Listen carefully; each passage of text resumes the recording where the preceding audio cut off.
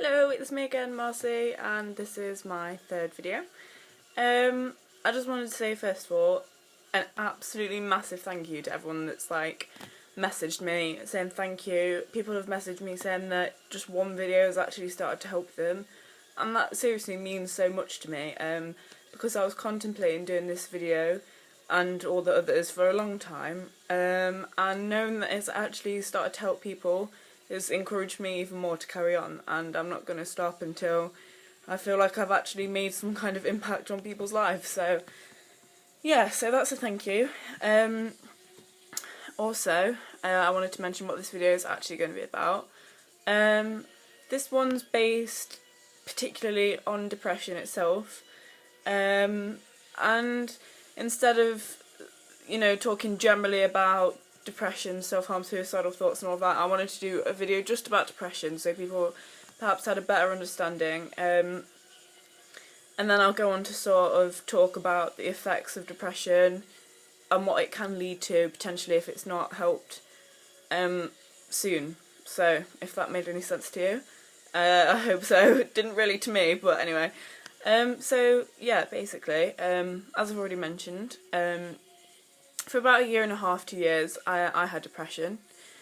And sometimes when people say they have depression, other people just think, oh, they're overreacting, they've just felt sad. No, it's not that at all.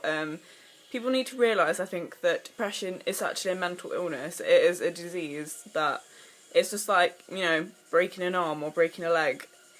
In a way, it sounds really strange, but it's like a part of your mind is broken, if that makes sense. And that's how it is. It's not something that's any less important than being ill, because it is an illness, and despite the fact it's an illness, it's nothing to be ashamed about. It's nothing that you should feel weak. You shouldn't feel weak because you have it. You shouldn't see it as a weakness. All you need to focus on, instead of actually, getting down about the fact that you're depressed and being embarrassed, is getting yourself better. So yeah, I was depressed for about 1.5 to 2 years. It started off mainly, I think, obviously what triggered it, a massive event that happened was when one of my closest friends actually committed suicide through being bullied himself. And yeah, that triggered just a sadness that I can't really explain. I think the only way you'd actually be able to understand it was if you experienced it yourself, which is what I'm trying to stop. So yeah, I wouldn't want anyone to experience it, but it was the single most heartbreaking thing I've ever had to experience in my life. So yeah, that is what triggered depression for me. And then other things started happening, and things got worse, and I started not wanting to get out of bed in the morning. I started feeling like nothing was worth it. It wasn't worth putting the effort in. I started losing self-confidence in myself. I felt like I was a shit person. I felt like, I didn't really have a purpose, and I'd also lost one of my closest friends. So I didn't really feel like there was actually any point in me really being there. So I just spent most of my time crying, being in bed, feeling sorry for myself. And it really wasn't a nice place to be in. So I went to the doctors. My mum took me actually, and I went regularly, and he prescribed me to antidepressants, which actually at first started to help. I mean, I also had really bad days and really good days, so it was sort of up and down for a while, but then it started to level out, and I started feeling a bit more positive about things, but still at the same time the smallest thing could still sort of set me off and put me into a bad mood again. So I was still very much depressed, but seeing my doctor, I think it was every 2 weeks, really helped because he was lovely and really understanding. And please don't feel scared to go to a doctor, because they'll keep everything confidential unless they feel like you're at real danger and that you need more support, which will in the end help you anyway, so that isn't a bad thing. Please do seek help from a doctor, because trust me, I've been there, and that's why I'm here today, basically, is all I can say. So please trust my advice. I got referred to CAMHS. It's spelled CAHMS, if any of you guys want to search it on the internet to see what it's about, and if hopefully if you're feeling how I did, you can book an appointment. It's really helpful. All the people there are absolutely lovely, and it's basically counselling. And you sit in a room. I remember sitting in a room, they had really comfy chairs, if that makes any difference. And we just sat, and the woman was lovely, and she asked questions, but not too in depth, just about how I was feeling and a bit of background about my life and what happened, so she could sort of get to know me a bit more and then really get to my feelings and help me. So I attended them. I think it was every week or every 2 weeks. I can't quite remember, it changed. But that definitely helped a lot. In the process of that, yeah, I did start self-harming, but I think that was actually before I started the counselling. It's kind of a blur, really. I try not to think about it, but because I'm doing these videos, I want to be completely honest, and I know I can imagine a few people somewhere thinking that I'm attention seeking or whatever. That's completely untrue. I was actually really scared about explaining everything, especially on a video that's going to be on the internet, let alone to anyone else. But I thought that something had to be done because people are too scared to say anything, which I think isn't right. And people shouldn't make other people scared about coming out about it, because it's not something, like I said in my last video, that you should be ashamed about at all. It's something that just happens sometimes in people's lives, and I think people need to be more open about it. And that's why I decided to talk about it, because I really don't care what people think about me anymore.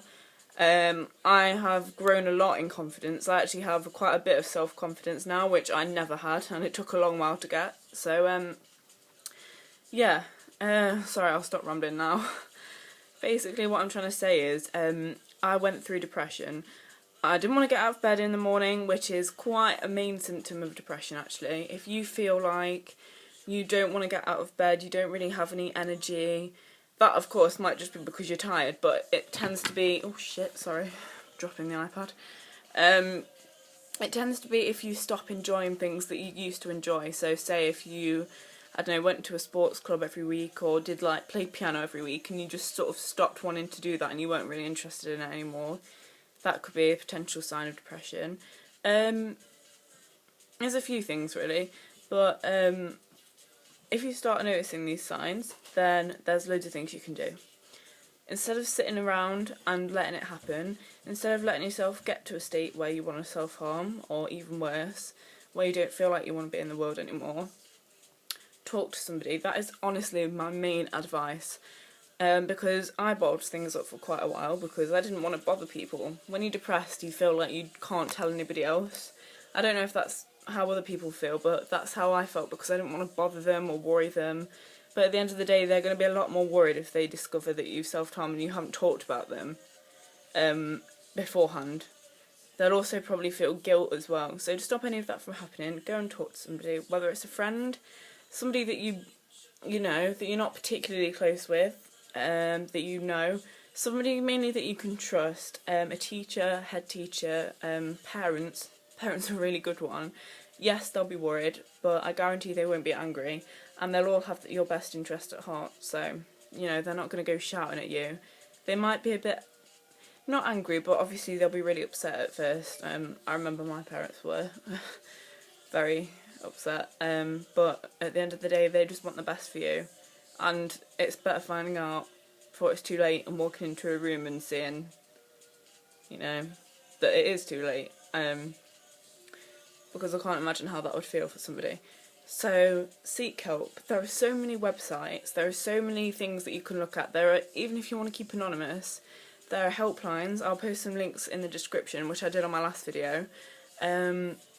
Samaritans, you can call them anytime, and they deal with so many different issues. It's anonymous, so they won't be judgmental, they won't know who you are. There are so many things that you can do, but please do not bottle it up. Another thing I'd suggest is try your hardest not to stay on your own. Spend some time with your family, even if it's just sitting watching TV with them or going out with some friends. Just spend time with other people so you're not sat on your own thinking about it. Because if you have time to think about it, you're going to want to start doing stuff to yourself. And you're going to feel lonely, which is not a good feeling. No one likes to feel lonely. So I would suggest definitely do not spend time by yourself. Obviously you will at some point, but just try and make sure that, you know, you spend a decent amount of time with other people. so you don't get sucked into sort of a loneliness, if you understand.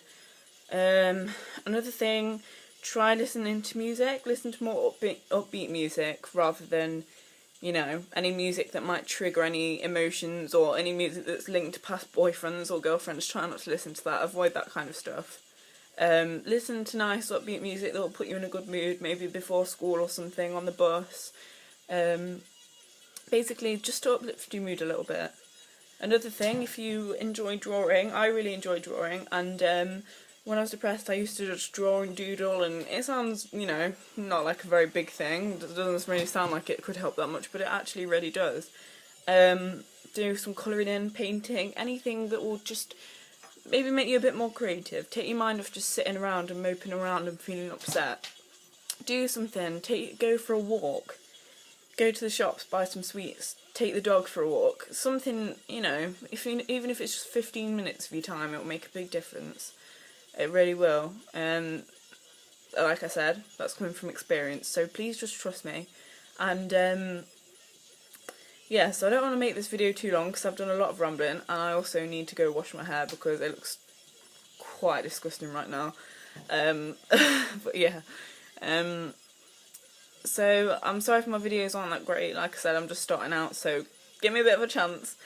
But that would be my main advice to you. So if you ever need anything, like I've said, literally pop up on Facebook, kick me, Skype me, anything. I'm always going to be here. I won't judge you. I'll just try and help you, because that's seriously what I'm here to do. I'm really passionate about it.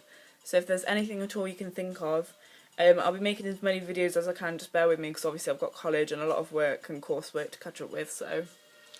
But in the meantime, please all stay safe, just take care, and try and take on some tips that I've given, because they really do help, because I've been through it, and they helped me, and I'm here. So, I love you all, and take care. Bye.